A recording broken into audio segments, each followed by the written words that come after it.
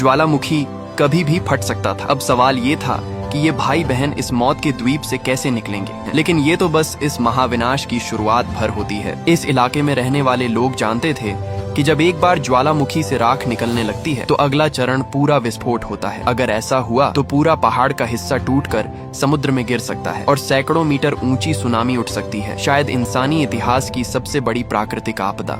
सिर्फ एक रात में ज्वालामुखी के मुंह से फिर से सफेद धुआं निकलने लगता है, जैसे कोई सोया हुआ राक्षस जागने वाला हो। उसी वक्त निक और उसका परिवार अब भी बेखबर होकर पानी में तैर रहा होता है। उन्हें जरा भी अंदाजा नहीं होता कि मौत धीरे धीरे उनकी तरफ बढ़ रही है। अचानक फोन बजता है। जिमे फोन उठाती है और देखती है कि उसके भाई का कॉल है। भाई बताता है कि सरकार के पास पहले से जानकारी है, लेकिन लोगों में दहशत न फैले इसीलिए खबर छुपाई जा रही है। उसने चुपचाप उनके लिए एक फेरी बुक कर दी है जो कुछ ही मिनटों में उन्हें पास के टेनरिफ द्वीप पहुंचा देगी। वहां से वो अगली फ्लाइट लेकर घर लौट सकते हैं।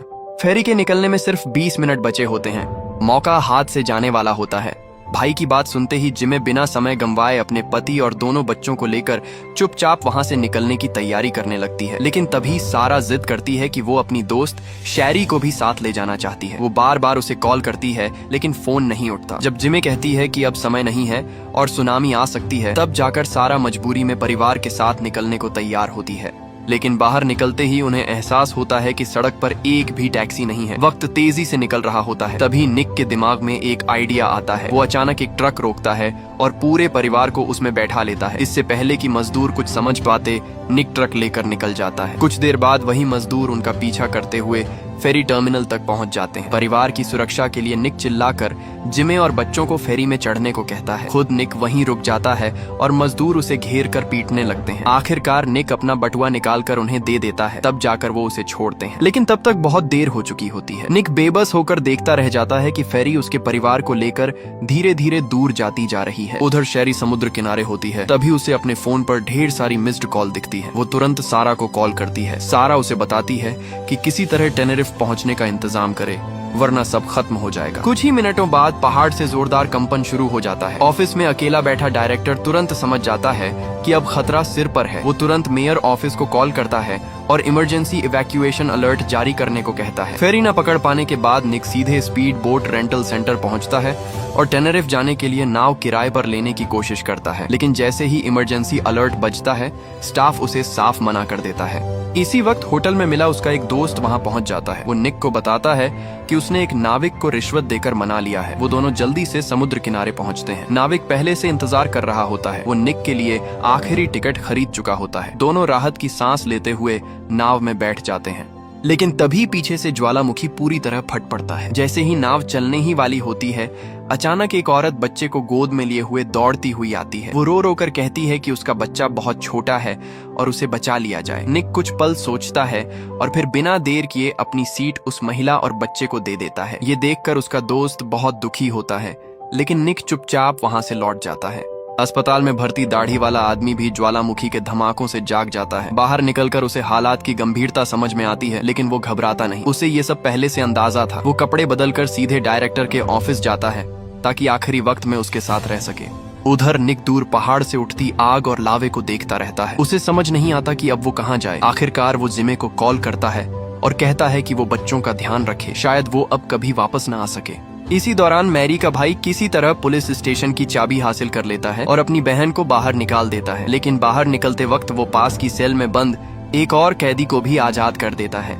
जैसे ही वो पुलिस स्टेशन से बाहर निकलते हैं, उनकी मुलाकात निक से हो जाती है। निक उन्हें बताता है कि सारी नावें जा चुकी हैं, लेकिन मैरी का भाई कहता है कि उसके पास अभी भी एक स्पीड बोट है जिसे उसने मछली पकड़ने के दौरान छुपा कर रखा था। ये सुनते ही निक के भीतर उम्मीद की एक किरण जागती है। तीनों तेजी से समुद्र किनारे पहुंचते हैं और एक छुपे हुए कोने में वो स्पीड बोट मिल भी जाती है। लेकिन जैसे ही वो बोट स्टार्ट करने वाले होते हैं, पीछे से एक आदमी बंदूक लेकर आ धमकता है। थोड़ी देर पहले जिस कैदी को भाई ने आजाद किया था, वही अब उनकी नाव छीनना चाहता था। भाई उसे समझाने की कोशिश करता है कि नाव में एक और आदमी बैठ सकता है, लेकिन वो पूरा स्पीड बोट चाहता था क्योंकि उसके साथी भी पीछे आ रहे थे। बहस के दौरान उस आदमी की गोली मैरी के भाई को लग जाती है। मैरी दौड़कर उसके पास जाती है, लेकिन कुछ ही पलों में उसका भाई दम तोड़ देता है। तभी बाकी बदमाश भी वहाँ पहुँच जाते हैं। निक तुरंत मैरी का हाथ पकड़कर उसे नाव में बैठा देता है। उसके पास बंदूक होती है, इसलिए बाकी लोग आगे नहीं बढ़ पाते। दोनों किसी तरह स्पीड बोट स्टार्ट करते हैं और उस द्वीप से दूर निकल जाते हैं जिसे ज्वालामुखी निगलने वाला होता है। उसी पल निक के फोन पर उसके साले का मैसेज आता है। वो बताता है कि टेनेरिफ द्वीप पर एक सेफ जोन है जहाँ पहुँचना ही अब बचने का एकमात्र तरीका है।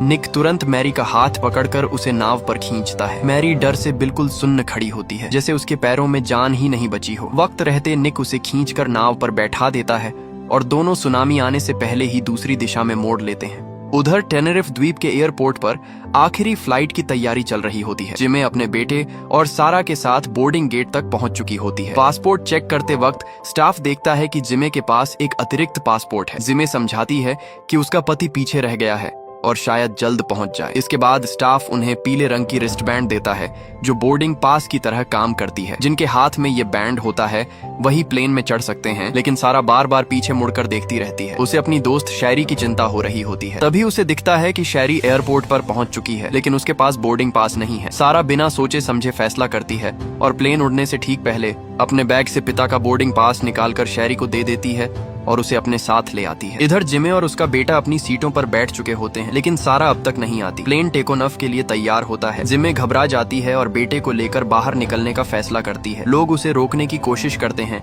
लेकिन वो किसी की नहीं सुनती। उसी समय डायरेक्टर और दाढ़ी वाला आदमी दोनों सुरक्षा सूट पहनकर ज्वालामुखी के मुहाने तक पहुंच चुके होते हैं। उन्हें पता था कि अब द्वीप छोड़ना नामुमकिन है। दोनों बिना डरे ज्वालामुखी के बिल्कुल पास खड़े होते हैं। दाढ़ी वाला आदमी मजाकिया अंदाज में अपनी जेब से सालों पुरानी रेड वाइन निकालता है, लेकिन पीने से पहले ही 78 सालों से शांत पड़ा ज्वालामुखी पूरी ताकत से फट पड़ता है। जोरदार धमाकों के साथ पूरा द्वीप फटकर 2 हिस्सों में बंट जाता है। पहाड़ का एक पूरा हिस्सा सीधे समुद्र में खिसक जाता है, जिससे पल भर में सैकड़ों फीट ऊंची लहरें उठ खड़ी होती हैं। इसी बीच सारा और शैरी प्लेन में वापस आ जाती है। वो अपनी माँ और भाई को ढूंढती हैं, लेकिन स्टाफ उन्हें तुरंत सीट बेल्ट बांधने को कहता है क्योंकि प्लेन उड़ने वाला होता है। सारा को नहीं पता होता कि उसकी माँ और भाई अभी भी बाहर उसे ढूंढ रहे हैं। किस्मत से जिमे को समय रहते अपने भाई का मैसेज मिल जाता है। वो बताता है कि टेनेरिफ में एक और सेफ जोन है जहाँ जाकर सुनामी से बचा जा सकता है। जिमे तुरंत उस दिशा में भागती है। उसका बेटा जो ऑटिज्म से पीड़ित है लेकिन भूगोल में बहुत तेज है, कुछ ही सेकंड में लोकेशन कैलकुलेट कर लेता है। पास खड़े कुछ एयरपोर्ट स्टाफ भी उनके साथ चल पड़ते हैं। तभी सुनामी एयरपोर्ट की तरफ टूट पड़ती है। प्लेन जैसे ही रनवे पर चलना शुरू करता है, जमीन फट जाती है। दूसरी तरफ निक और मैरी अपनी स्पीड बोट से पूरी रफ्तार में सेफ जोन की ओर बढ़ते हैं। उनके फोन की बैटरी खत्म हो जाती है, लेकिन आखिरी पल में वो सेफ जोन तक पहुंच जाते हैं। जब वो किनारे उतरते हैं तो देखते हैं कि वहाँ पहले से ही कई लोग जमा हैं। ये सब निक के साले की वजह से मुमकिन हुआ था। उसने एक्सपर्ट से बात करके सेफ जोन की पहचान की थी। सुनामी एक रिंग की तरह फैलती है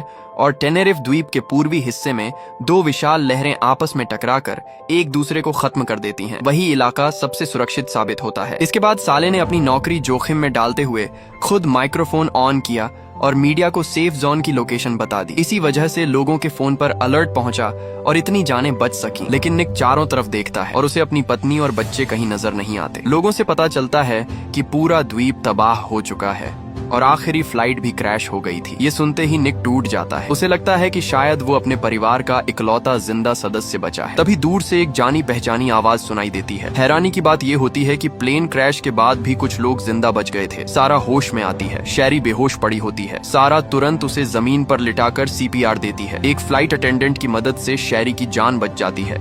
जब वो प्लेन से बाहर निकलते हैं तो पूरी दुनिया तबाही में डूबी हुई लगती है। इस सुनामी ने दुनिया के कई हिस्सों को नुकसान पहुंचाया था। कुछ छोटे द्वीपीय देश तो पूरी तरह समुद्र में डूब चुके थे। निक और जिमे दोनों को लगता है कि शायद वो अब कभी सारा को नहीं देख पाएंगे। लेकिन तभी एक रेस्क्यू हेलीकॉप्टर आता है। उनका बेटा सबसे पहले सारा को पहचान लेता है। हैरानी की बात ये होती है कि इतनी बड़ी तबाही के बाद भी पूरा परिवार एक बार फिर एक साथ मिल जाता है। बस एक इंसान ऐसा होता है जो चुपचाप दूर खड़ी रहती है, मैरी। इस आपदा में उसने अपना भाई खो दिया था। वो जानती थी कि अब उसकी जिंदगी कभी पहले जैसी नहीं होगी। अगर ये स्टोरी अच्छी लगी है तो वीडियो को लाइक और शेयर कर दें और पेज को फॉलो कर लें।